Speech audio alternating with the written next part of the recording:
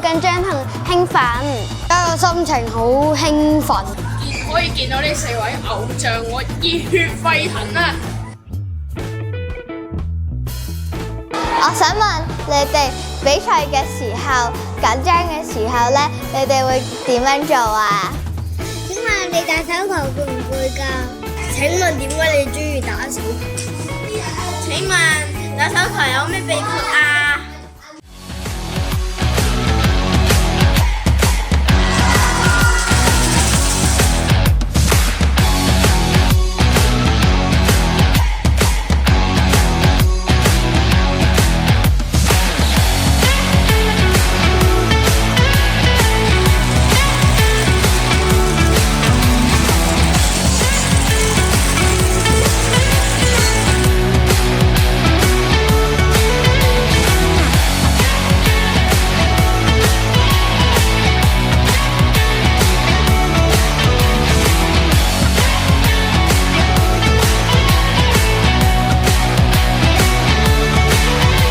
要認清楚你哋嘅目標會咁樣講，你中意做一樣嘢，你要進步。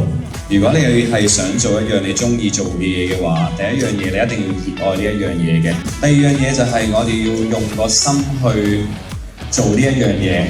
MVP 係嗰一場可能所有人對我嘅肯定啦，但係我自己認為就呢個 MVP 咧就係成隊波嘅。喺教練團裏面，我其實都係一個好難嘅決定。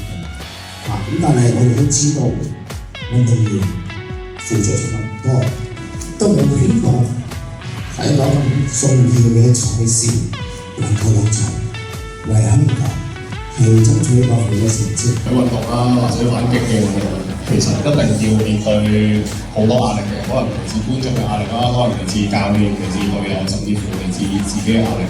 咁但係我啱啱都聽宣校監講咗一句好好嘅説話，就係話你要學識得將外在嘅一啲壓力變成你自己嘅動力。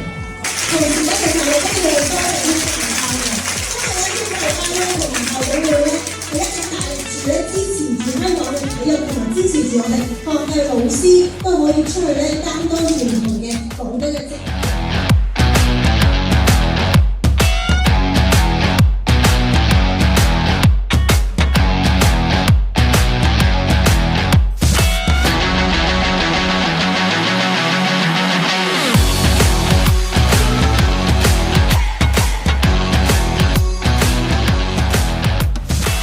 你哋嘅拼搏精神係我哋學生嘅榜樣，繼續加油！